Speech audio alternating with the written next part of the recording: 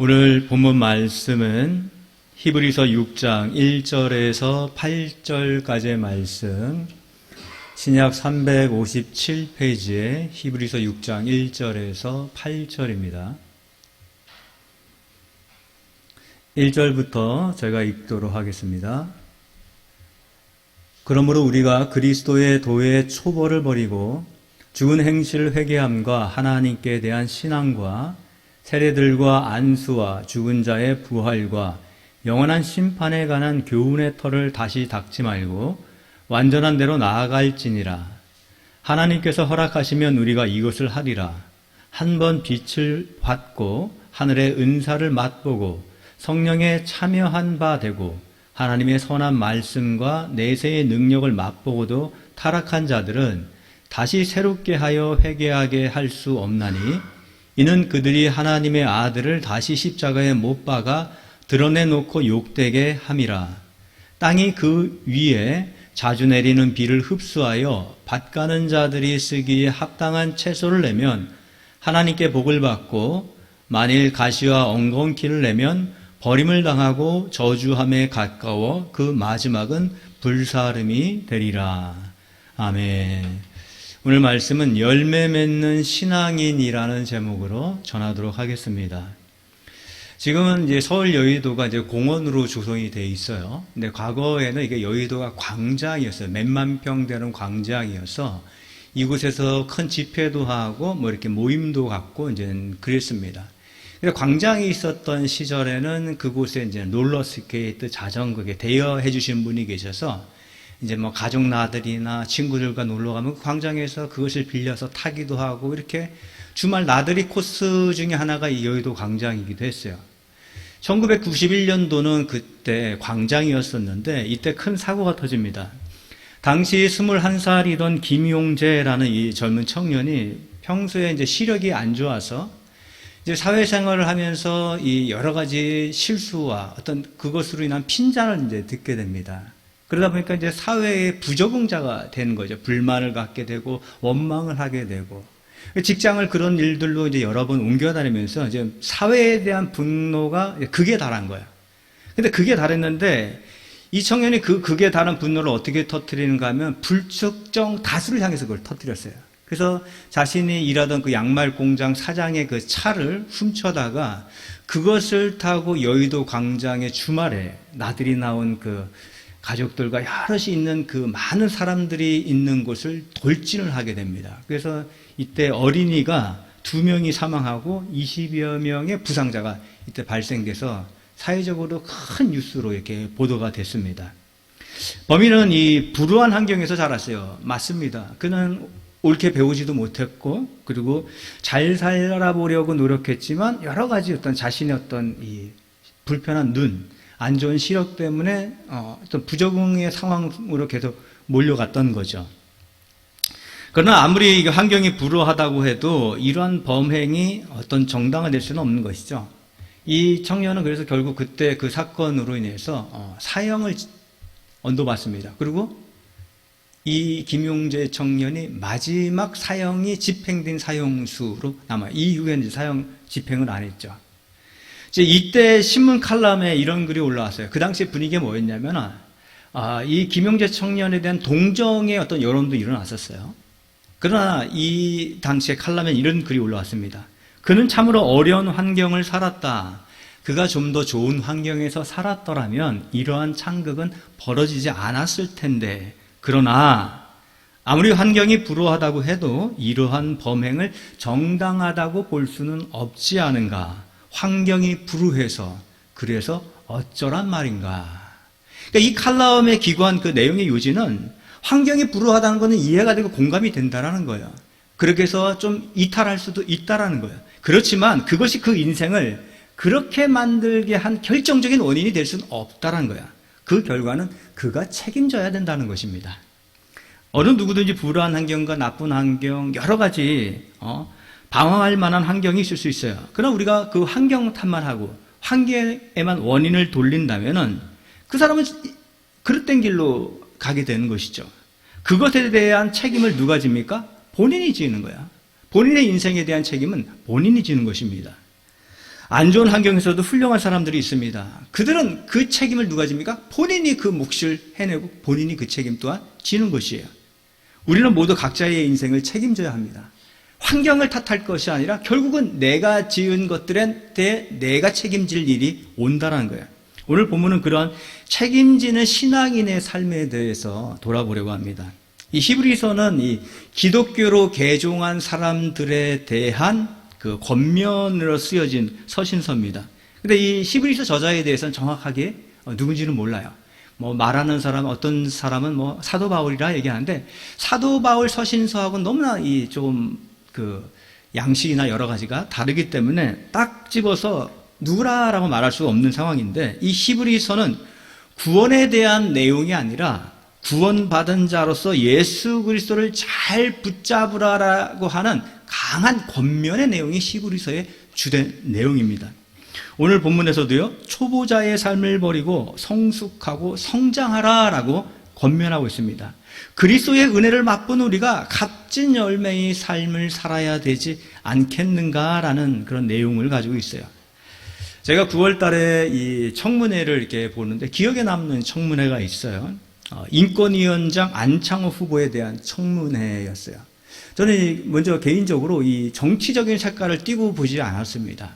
그런데 이 청문회를 보는 내내 상당히 마음적으로 불편하고 좀 불쾌감을 느꼈어요. 그래서 이 안창호 후보자가 기독교 신앙인인데 그 신앙적인 부분을 계속해서 공격하는 것이 불편했습니다. 물론 청문회라는 것이 상대의 허물들을 드러내서 이 사람에 대한 올바른 검증 절차를 거치지 않은 것은 맞지만, 신앙이라는 것은 섣불리 건드려서는 안 되는 것인데, 그때 어떤 부분이 계속 거론되는가 하면 진화론과 창조론에 대해서 거론합니다. 창조론을 믿고 있는 기독교 신앙의 그 사상이 과연 인권위원장으로 올바른가라는 것이었어요. 과학적이고 논리적이지 않다라는 거죠. 우리가 좋아하는 말 중에 하나가 과학적이다라는 말입니다. 우리가 과학적이다 그러면은 무엇인가 증명이 된다, 또 그것에 대해서 신빙성이 있다라고 우리는 받아들입니다. 자, 근데 이 과학이라는 것은 분명한 한계가 있다는 걸 우리가 알아야 돼요. 자, 지구가 둥글다는 사실을요, 과학이 발달하지 않았을 때는 몰랐어요. 지구가 둥글매도 둥글지 않다라고 얘기했어요. 왜요?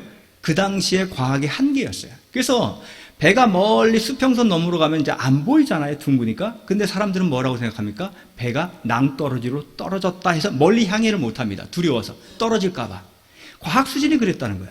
나중에 점차적으로 만원경이 발견되고 여러 가지가 발견되면서 지구는 둥글구나라고 확인이 되면서 사람들은 이 멀리까지 향해를 가게 된 것이죠. 우주의 끝이 있다 없다라는 것도 과학계에서는 말하지 못합니다. 왜요? 우리의 과학 수준이 우주의 끝을 관측할 수준이 안 되기 때문에요. 과학으로 발견되지 않았다고, 증명되지 않았다고 그것을 비과학적이다라고 말할 수 있는가요? 그렇지 못하다는 거야. 과학적으로 우리가 과학으로 증명되지 못했다는 것은, 그것은 과학의 수준이 그것을 밝혀낼 만한 수준이 못 됐다라는 것이라는 것도 맞다라는 것입니다. 과학이 창조론에 대해서 증명할 수 있을까요? 없습니다. 과학의 수준은 그 정도가 되지 않아요. 인간이 존재하기 전에 대해서 증명하지 못합니다. 제가 과학의 한계성을 이렇게 말씀드리는 것은 과학이 진화론을 잘 증명하지 못하고 있다는 사실과 또 창조론에 대해서도 증명할 수준이 안 된다는 것을 말씀드리면서 더불어 진화론의 허점을 말씀드리려고 하는 것입니다. 제가 얼마 전에 인류의 기원이라고 하는 다큐멘터리를 봤어요. 진화론에 대해서 우리가 학교에서 배우기도 됐지만 과연 진화론자들은 인류의 기원을 어떻게 설명해 나가는지를 한번 다시 보고 싶어서 한번 그걸 찾아서 봤어요. 봤더니 그 호미닌, 좀 이름이 조금 어려운데 호미닌이라는 종족이 있어요. 이 종자가 어떻게 되냐면 시간이 흐르면서 하나는 침팬지 쪽으로 발달하고 하나는 인간 쪽으로 이렇게 진화를 하게 됩니다. 그러니까 인간의 조상이 호미닌이라는 종자예요. 침팬지의 조상은 또 누구예요? 호미닌이에요. 종자가 같아요. 그럼 종자가 같은 데서 다른 종자가 이렇게 이게 진화가 됐다는 거야. 한쪽은 인간 쪽으로, 한쪽은 침팬지 쪽으로. 그래서 인류의 기원이라는 그 다큐멘터리를 보니까 제가 유심히 봤어요. 어떻게 하다 저 호미닌이라는 종족이 원숭이처럼 그 당시에는 발로 다니기도 하지만 직립보행을 못하고 이 두 손을 발처럼 사용하면서 이렇게 걷습니다. 수그려가지고 걷는 거죠. 근데 어느 때부터 그 영상을 보는데 조금씩 일어서는 거예요. 왜 일어서는지를 모르겠어요. 근데 그것도 단체로 일어서는 거예요. 한 사람이 일어서는 게 아니라 한 사람 근처에 있는 모든 부류가 일어서요. 그것에 대한 설명은 없어요. 그리고 어느 때 보니까 모든 그 인간으로 이제는 떨어져 나온 그 진화된 사람들이 모두 다 일어서는 거예요. 왜 그들이 일어섰는지, 왜 그들이 그렇게 한꺼번에 그렇게 진화가 됐는지에 대한 설명은 없습니다. 다만 그렇게 되었다라는 것을 우리에게 보여줄 뿐이죠. 자, 근데 이거는 말이 안 되는 거예요. 특정한 시기에 한꺼번에 세상말로 떼거지로 단체로 갑자기 이런 진화의 변화가 급격하게 일어났다는 것. 이것은 말이 안 되는 거죠. 그런 논리로 얘기하면은 진화가 모든 생물에게 일어난다면요. 지금도 변화되고 있는 중간 상태의 종족이 있어야 되는 거예요. 지금도 무엇인가 변화되고 있는 인간화되고 있는 무엇이 있어야 되는데 지금은 전혀 그런 게 없다는 것입니다. 과거에 몇십만 년, 몇백만 년 전에만 그런 일이 일어나고 지금은 그런 중간 상태에 있는 어떤 존재가 없다는 것은 진화론의 허구를 우리에게 드러내는 것입니다. 모든 종자들은요, 그들이 노력하고 애쓴다고 다른 종자로 변화되는 것이 아니에요. 처음부터 그런 종자로 태어나는 것입니다. 침팬지와 인간의 이 유전자가 98%가 일치한다고 합니다. 그렇다고 해도요, 침팬지가 인간이 되진 않아요. 인간이 아무리 어리석어도 그렇다고 해서 그가 침팬지가 되지는 않습니다. 처음부터 침팬지는 침팬지로 태어나는 것이고 처음부터 인간은 인간으로 태어나는 것이에요. 제가 아주 오래전에 본 이 TV 프로그램 중에 묘기 대행진이라는 프로그램이 있어요. 예전 분들은 아마 그걸 아실 거야. 거기서는 조금 묘기를 부리는 조금 새로운 기술들을 가지고 있는 사람들이 나와가지고 막 묘기도 부리고 여러 가지 이제는 보여줄 것을 보여줬는데 그때 제가 기억나는 게 뭐였냐면 침팬지를 잘 훈련시킨 사람이 침팬지를 데리고 나왔어요. 그래서 이 침팬지가 얼마나 똑똑한지를 이제 보여주는 거야. 그래가지고 숫자판을 몇 개를 이렇게 1부터 10까지 딱 놓고 침팬지한테 숫자를 얘기를 하면 침팬지가 알아들어요. 가가지고 주인이 4 그러면 가가지고 4 숫자를 탁 뽑아오는 거야. 사람들이 놀래죠. 근데 여기서 더 놀랄 게 있습니다. 침팬지가 산수를 한다는 거야. 그래서 이 훈련사가 침팬지에게 2 더하기 2 딱 하면은 침팬지가 몇을 뽑아올까요? 4를 뽑아옵니다. 사람들이 놀랍니다. 침팬지가 산수를 한다라고. 근데 사실 저는 침팬지가 산수한다고 생각하지 않습니다. 아마도 그것은 많은 훈련의 결과이고 침팬지의 기억한 그것의 어떤 결과라고 저는 생각합니다. 만약에 예를 들어서 이렇게 고도의 훈련을 받고서 그래서 쉬운 덧셈과 뺄셈을 정말로 할 수 있다라면은 그럼 그 침팬지는 점점 인간이 되어 갈까요? 그렇지 않겠죠. 그러니까 인간을 흉내를 잘 낸다 할지라도 그 존재는 바뀌지 않습니다. 사람도 마찬가지로요. 아무리 원숭이 흉내를 잘 내도 그 존재가 바뀌는 것은 아닙니다. 우리에게 바뀌는 것이 있다라면은 무엇이 바뀌는가? 인간다움에 대해서는 우리는 바뀌어요. 우리가 어떻게 생각하고 어떻게 마음 먹고 어떻게 행동하냐에 따라서 우리에게 바뀌는 것이 있다면은 존재의 바뀜이 아니라 인간다움의 변화, 우리 수준의 변화가 일어난다라는 것입니다. 오늘 본문은 우리가 무엇이 변화되는가를 말해주고 있어요. 그래서 우리가 히브리서에서 놓치는 게 뭐냐면은 히브리서에는 난해한 구절들이 여러 군데가 나오는데 이것을 통해서 무엇을 놓치냐면 내가 구원받은 것이 확신이 흔들리는 경우가 발생됩니다. 오늘 본문도 그런 난해한 부분이 나옵니다. 자, 오늘 본문의 해석이 난해한 부분인데요. 5절과 6절에 이렇게 나옵니다. 하나님이 선한 말씀과 내세의 능력을 맛보고도 타락한 자들은 다시 새롭게 하여 회개하게 할 수 없나니 이는 그들이 하나님의 아들을 다시 십자가에 못 박아 드러내놓고 욕되게 함이라. 이 구절은 신앙생활을 잘못하면 구원이 취소되는 것처럼 우리에게 해석이 되어집니다. 히브리서는요, 아까도 말한 것처럼 구원 자체에 대한 그런 설명하는 책이 아닙니다. 그 구원 자체에 대한 설명은 로마서에서 충분히 합니다. 자, 히브리서는 신자들입니다. 개종한 자들, 기독교인들 그 신앙생활에 대한 격려와 경고에 대한 말씀이에요. 이미 얻은 구원이 취소되지 않는다는 것은 로마에서 말했는데 여기서는 구원 자체에 대해서는 우리의 책임이 따르지 않는다라고 얘기해요. 그러나 어디에 책임이 따르는가? 우리가 하나님 자녀다움에 대해서 우리의 책임이 있다는 것입니다. 구원 자체에 대해서는요, 성경은 이렇게 말합니다. 요한복음 10장 28절에 내가 저희에게 영생을 주노니 영원히 멸망치 아니할 터이요 또 저희를 내 손에서 빼앗을 자가 없느니라. 구원에 대해서, 하나님의 자녀에 대해서, 그것에 대해서 그럼 우리의 책임과 반응, 그 관련 없다는 거예요. 하나님의 일방적인 은혜이고 책임이라는 거예요. 구원과 영생은요, 오직 주님께서 주시는 것입니다. 우리의 어떤 것, 어떤 선택, 결정, 주님이 우리에게 주시는 구원에 어떤 영향도 받지 못한다는 거예요. 우리의 태어남이 무엇일까요? 우리는 태어날 때요, 우리의 선택 주어지지 않았어요. 우리의 결정으로 태어나지 않았어요. 태어나 보니까 태어난 나를 알게 되는 거죠. 우리의 거듭남은 뭘까요? 거듭나 보니까 믿어지는 나를 발견할 뿐인 거예요. 내가 믿기 전에 내가 믿으려고 애쓴 그것이 아니라 주님이 나를 선택하고 믿음을 주심으로 말미암아 우리가 믿는 존재로 바뀐 것입니다. 이 존재가 어떻게 돼요? 또 바뀔 수 있을까요? 안 바뀐다는 거예요. 제가 진화론, 창조론을 장황하게 설명한 이유가 그것입니다. 존재의 바뀜이 벌어지지 않는다는 것입니다. 이러한 구원 얻은 자, 주님의 자녀된 신분으로서 우리에게 요구되는 것이 있어요. 1절과 2절에 보니까 그러므로 우리가 그리스도의 도의 초벌을 버리고 죽은 행실을 회개함과 하나님께 대한 신앙과 세례들과 안수와 죽은 자의 부활과 영원한 심판에 관한 교훈의 털을 다시 닦지 말고 완전한 대로 나아갈지니라. 초벌을 버리고 완전한 대로 나아가는 신앙인이 되라는 권면입니다. 성장하라는 거예요. 초보에 머물지 말라는 거예요.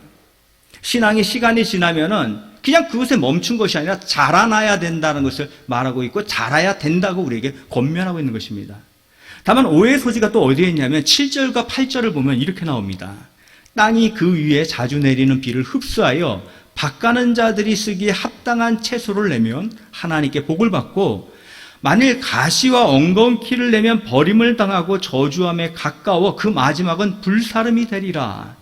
뭔가 이 구절을 보면요, 우리가 행위를 잘하면 구원에 이르고 행위를 잘못하면 우리의 구원이 취소되고 구원에 이르지 못한다라고 해석이 됩니다. 이렇게 되면 어떻게 가냐면 행위 구원으로 가는 거예요. 구원의 책임이 어딨냐? 나에게 있는 것처럼 여겨지는 거예요. 구원은 누구로부터 옵니까? 전적으로 하나님 쪽에서 일하심으로 우리에게 오는 거예요. 우리 쪽에 무엇이 없다는 거예요. 우리의 신분과 우리의 구원에 대해서 우리 쪽에서 어떤 책임도 없다는 것이에요. 구원 얻은 자는, 다만 이 7, 8절은 구원 얻은 자는 합당한 채소, 합당한 열매를 맺을 여지가 있고 구원을 얻지 못한 자는 당연히 무익한 식물만을 낼 뿐이다 라는 것에 대한 구절입니다. 그래서 본문의 핵심은요, 우리가 얻은 구원, 우리가 얻은 신분은 주님 쪽에서 행하신 독자적인 행동이고, 그러나 우리가 얻은 신분을 가지고 그 신분답게 사느냐 못 사느냐는 우리의 책임이다를 말하고 있는 것입니다. 자녀를 키울 때 자녀는 부모가 낳습니다. 아이 쪽에서 뭐 할 수 있는 게 없어요. 낳으신 거예요, 아이는. 그리고 나서 자라는 것은 자녀의 책임입니다. 물론 부모의 책임을 지고 돌보고 양육하는 것은 부모가 하죠. 그러나 그것이 부모의 마음대로 되지는 않죠. 결국은 자녀의 책임이기 때문입니다. 구원과 신분, 그것은 주님의 독자적인 행동이에요. 우리가 자녀의 신분으로 하나님의 자녀가 됐다는 것은, 우리가 주님의 자녀로 사는 것에 대해서는 그런데 각자의 책임이 작용한다는 거예요. 그리고 주님은 우리의 신분에 대한 책임은 묻지 않고 우리의 주님의 자녀로서의 어느 수준인가는 우리에게 묻는다는 것입니다. 인도의 어떤 왕이 이 궁전에서 나가다가 한 거지를 만났어요. 뭐 거지니까 한 푼 줍쇼 하고 구걸을 했겠죠. 그러자 왕이 이 거지에게 말합니다. 네가 나에게 무엇을 주면 나도 너에게 줄게. 그러다 거지가 탁 생각하다가 어저께 옆집에서 얻은 깡냉이가 좀 있는데, 한 대박되는 깡냉이를 탁 봉투에다 두고 있는데 그걸 손으로 탁 주면 쪼물락쪼물락 하면서 몇 개를 줄까 생각하다가, 거지 같은 귀한 양식이니까 하다가 다는 못 주겠고 5개를 탁 집어가지고 탁 드리면서, 왕이시여 이것이 제가 가진 전부입니다. 그러니까 왕이 신하를 탁 불러서 그 금주머니에서 이 깡냉이 알만한 금덩어리 5개 꺼내게, 그래서 금덩어리 5개 꺼내가지고 이 거지에게 탁 줬습니다. 그러자 거지가 속으로 탄식을 하면서 돌아가면서 내가 깡냉이 주머니에 있는 걸 다 드렸어야 되는데 이 5개 드려가지고 요것뿐 못 받았네 하면서 후회를 했답니다. 이거 하나의 예화, 우스갯소리 나는 예화인데 적게 심는 자는 적게 거두고 많이 심는 자는 많이 거둔다라는. 갈라디아서 6장 7절은 말합니다. 스스로 속이지 말라. 하나님은 업신여김을 받지 아니하시나니 사람이 무엇으로 심든지 그대로 거두리라. 신자의 열매 맺는 것, 신자가 성장하는 것은 열매 맺는 것이에요. 영적인 열매를 맺어가는 것이 그의 성장의 증거인 거예요. 그렇게 열매를 맺는 것은 그에 합당한 원인이 있다라는 것입니다. 주님께서 우리를 구원하신 것에 대해서는 우리에게 원인이 전혀 없어요. 우리에게 무엇이 개입되지 않으니까. 근데 우리가 주님의 자녀다움으로 열매를 맺는 삶을 사는 것에 대해서는 우리 쪽에 원인이 있다는 거예요. 책임이 있다는 거예요. 시인 샘 레벤슨은 아름다움의 비결이라는 시에서 이렇게 말합니다. 저는 이걸 읽으면서 이게 오드리 헵번이 마지막 유언으로 남긴 시가 이 레벤슨의 시를 자녀에게 유언으로 남겼다고 합니다. 들어보십시오. 아름다운 입술을 갖고 싶다면 친절한 말을 하라. 사랑스러운 눈을 갖고 싶다면 사람들의 좋은 점을 보라. 날씬한 몸매를 갖고 싶다면 너희 음식을 배고픈 사람에게 나눠주고, 아름다운 머릿결을 갖고 싶다면 어린아이에게 하루 한 번씩 네 머리를 쓰다듬게 하라. 아름다운 자세를 갖고 싶다면 결코 혼자서는 걷지 마라. 참 일리 있는 이야기 아닙니까? 이걸 보면서 아름다움에도 이유가 있구나, 아름다움에도 원인이 있구나를 전 보게 됐어요. 주님은 원인에 따라 결과되어지게 세상의 법칙을 만드셨어요. 우리에게도 영적 도약을 위해서 영적인 시간들, 경건의 시간들에 씨를 뿌리고 가꾸어야 되며, 그리고 그때야 우리는 그것을 거둬들이게 되고 자녀의 수준으로 성장해 나간다는 것입니다. 우리가 성장함으로 얻게 되는 것은, 열매는 과연 어떤 열매들을 우리는 얻게 될까요? 고린도전서 3장 11절부터 15절까지 좀 길지만 한번 보겠습니다. 이 닦아둔 것 외에 능히 다른 터를 닦아둘 자가 없으니 이 터는 곧 예수 그리스도로다. 믿는 자들, 하나님의 자녀된 자들에게 해당되는 얘기를 하는 겁니다. 만일 누구든지 금이나 은이나 보석이나 나무나 풀이나 짚으로 이 터 위에 세우면, 예수 그리스도 믿음 위에서 이 터를 세우면은, 믿음 위에서 이것들의 열매를 맺게 되면은 13절에 각 사람의 공적이 나타날 터인데 그 날이 공적을 밝히리니, 그 날이라는 마지막 때입니다. 이는 불로 나타내고 그 불이 사람의 공적이 어떠한 것을 시험할 것입니다. 불로서 이 공적이라는 건 업적이고 열매를 말하는 거야. 이 업적이 우리가 살아가면서 예수 그리스도를 믿음 안에서 행했던 많은 것들이 업적이 되기도 열매가 되기도 하는데, 이것이 나중에 마지막 때에 대해서는 불로서 이것이 테스트된다는 거예요. 만일 누구든지 그 위에 세운 공적이 그대로 있으면, 불로 테스트했는데 그대로 있으면 상을 받고, 누구든지 그 공적이 불타면 해를 받으리니, 그러나 자신은 구원을 받되 불 가운데서 받은 것 같으니라. 대충 어떤 윤곽은 좀 잡히셨습니까? 주님 독자적으로 행하셔서 우리를 자녀로, 하나님의 자녀로 세우셨습니다. 그리고 우리가 주님의 자녀다움으로 커가는 데 있어서, 그 커간다는 것은 열매 맺는 신앙인으로 자라는 건데, 그 열매는 마지막 때에 불로서 그 열매가 진짜인지 아닌지 드러난다는 거야. 그리고 그 업적이 평가된다는 거야. 자, 오늘 3장 13절 이하에 보면 공적, 아까도 말한 것처럼 열매의 업적을 말합니다. 자, 주님의 자녀로서의 합당한 열매는 어떤 것인가 하면은요, 불로 테스트했을 때 남는 업적이라는 거예요. 남는 열매들이 주님이 보시기에 합당한 자녀의 열매라는 것입니다. 3절 12절에 만일 누구든지 금이나 은이나 보석이나 나무나 풀이나 짚으로 이 터 위에 세우면, 타는 것도 있지만 타지 않는 것도 있습니다. 타지 않는 게 뭐예요? 금, 은, 보석. 타는 것은요, 나무, 풀 같은 건, 이런 우리의 인생에 이런 업적도 있는데, 이것은 불에 타서 없어지는, 사라지는 열매인 줄 알았는데 열매가 아닌, 상급으로 받지 못하는 것이라는 거예요. 그럼 상급이 주어지는 불의 태움에도 남는 금, 은, 보석과 같은 업적은 열매는 어떤 것인가? 마태복음 25장 31절 이하에 보면 마지막 때 예수 그리스도의 재림으로 나타난 일을 말해줍니다. 그때 한쪽에는 양과 한쪽에는 염소가 서 있어요. 양은 의인을 대표하고 염소는 악인을 대표합니다. 근데 이 심판 때 이 양들에게 주님은 말합니다. 너희는 내가 죽였을 때 돌봐주었고 그렇게 돌봐주었다고 칭찬합니다. 근데 염소를 향해서는 너희는 내가 죽였을 때 돌봐주지 않았다라고 책망합니다.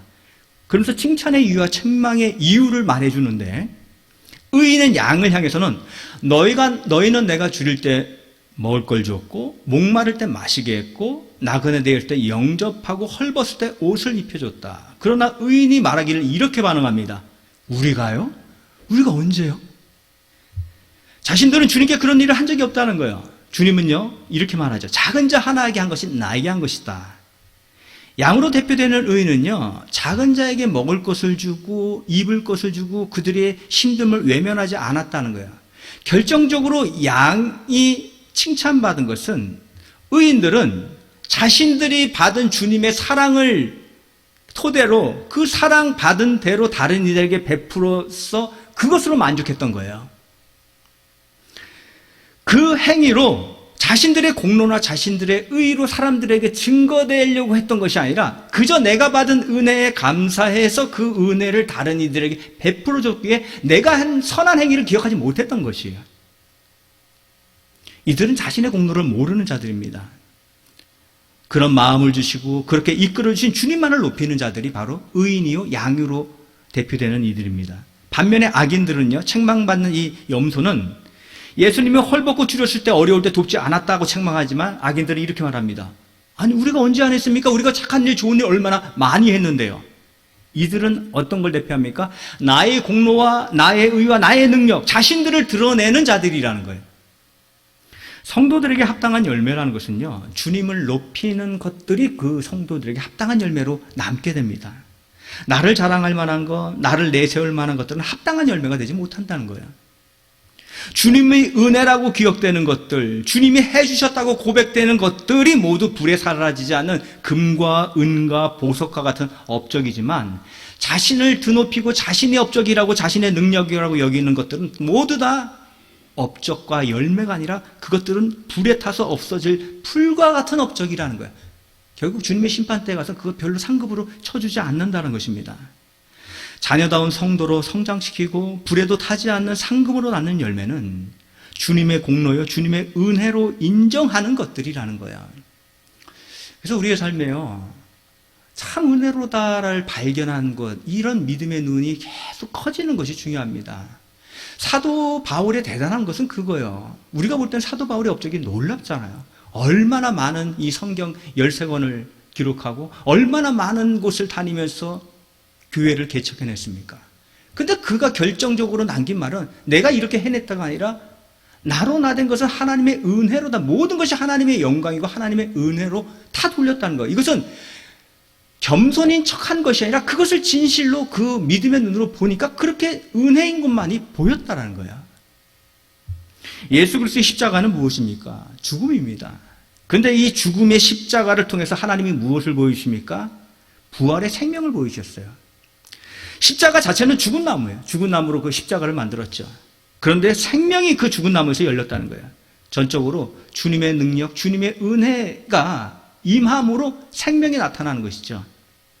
출애굽한 이스라엘 백성들이 당을 지어서요 모세와 아론을 대적할 때 주님께서 원망하는 백성들을 먼저 처단하시고 나서 백성들이 원망이 다시금 일어나지 않게 그들의 대표를 딱 찍어줍니다. 어떤 방식으로 찍어주냐면은 그 각 지파의 대표자들이 지팡이를 하나씩 내놓으라고 해요. 그때 레위 지파의 대표로서는 아론의 지팡이가 나옵니다.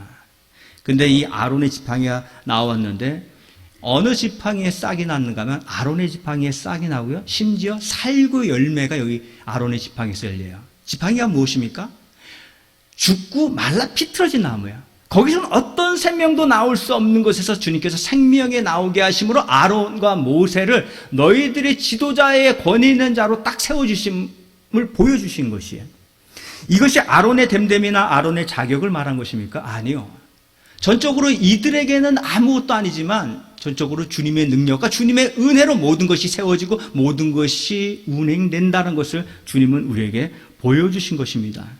그렇다면 성도의 잘됨은, 잘돼감은 모든 것이 주님의 은혜라는 거야. 다만 그것을 보는 이가 있고 그것을 못 보는 이가 있을 뿐이라는 것입니다.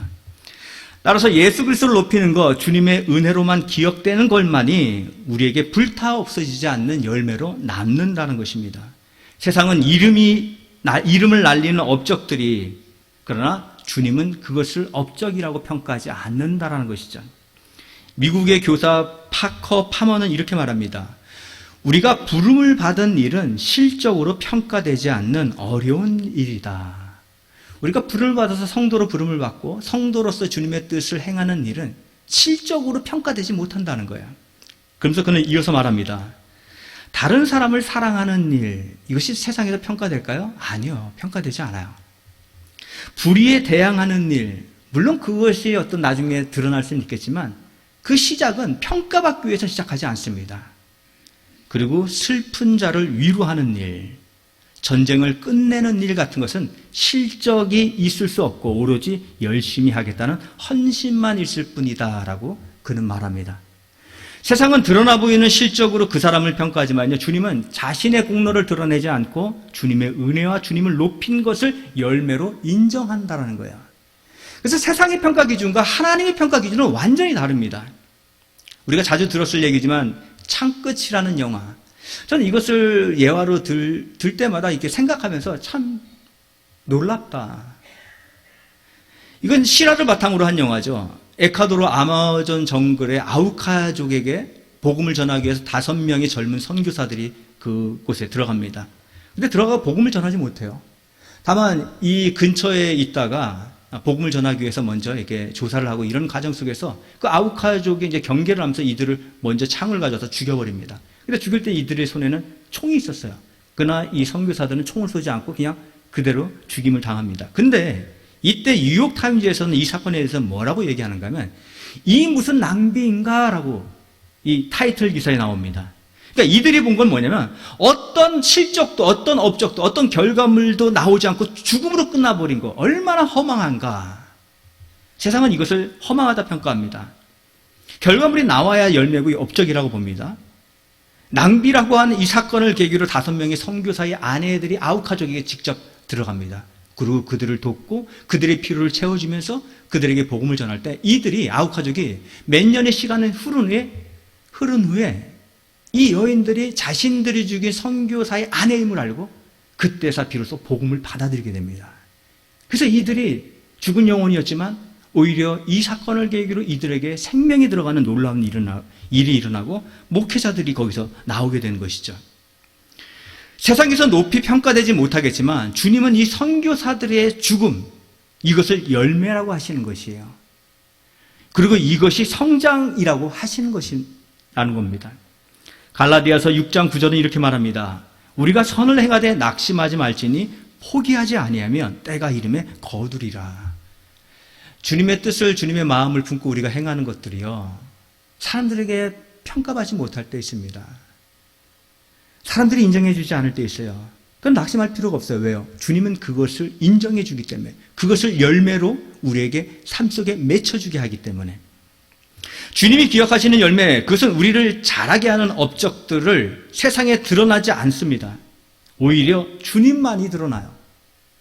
그런데 그러한 때에 주님을 드러나는 그때에 열매가 맺어지고 그리고 우리는 성장하게 되는 것이에요.